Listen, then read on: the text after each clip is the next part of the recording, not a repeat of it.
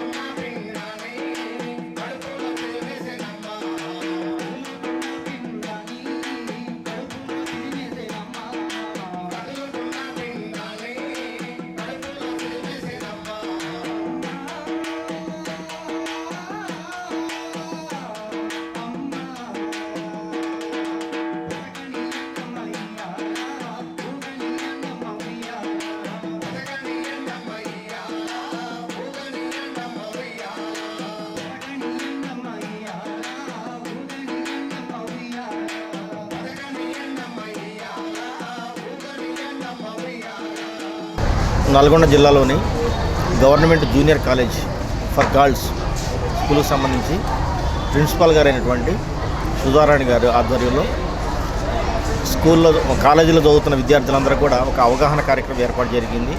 ఈ కార్యక్రమంకి సుమారుగా 1000 girls attend అయ్యారు. దీంట్లో ఫస్ట్ ఇయర్, సెకండ్ ఇయర్ ఉన్నారు. ఈ కార్యక్రమానికి వన్ టౌన్ ఇన్స్పెక్టర్ గారు, అదేవిధంగా షీ టీము, భరోసా టీము ఏర్పడ్డాయి, అదేవిధంగా అటెండ్ అయ్యారు. అదేవిధంగా రోడ్డు యాక్సిడెంట్స్ నివారణ కార్యక్రమం గురించి అవగాహన, అదేవిధంగా విక్టిమ్ ఎవరైనా సరే ఈవ్ టీజింగు అట్లాంటివి జరగకుండా గవర్నమెంట్ ఏ చర్యలు తీసుకుంటుంది, పోలీసు వాళ్ళు ఏ చర్యలు తీసుకున్నారు అనే దాని మీద పిల్లలకు అవగాహన. అదేవిధంగా ఇన్స్పెక్టర్ వన్ టౌన్ గారు 100 డైల్ మనం ఏ టైంలో చేయాలి, ఎట్లా చేయాలి, దాని మీద ఒక అవగాహన కార్యక్రమం జరిగింది. అదేవిధంగా మత్తు పదార్థాలకు వ్యతిరేకంగా కూడా పిల్లలకి అవగాహన కార్యక్రమం ఏర్పాటు చేయడం జరిగింది. దాని సందర్భంగా కొన్ని పోస్టర్లు కూడా రిలీజ్ చేశారు. ప్రజలకు చెప్పేది ఏంటంటే, సమాజంలో ఈ మత్తు పదార్థాలకు వ్యతిరేకంగా మనం అందరూ పోరాడాలి. ప్రతి కుటుంబం నుంచి దీనికి కష్టపడితేనే దీని సక్సెస్ అవుతాం. కాబట్టి ప్రతి కుటుంబంలో కానీ బంధువులు కానీ ఎవరో ఒకరు ఉంటారు. అట్లాంటి వాళ్ళు ఎవరైనా ఉంటే కూడా మా జిల్లా ఎస్పీ గారు శరత్ చంద్ర పవార్ గారికి దగ్గర తీసుకొస్తే కనుక వాళ్ళకి అవసరమైతే రీహాబిలిటేషన్ సెంటర్ పంపిస్తాము.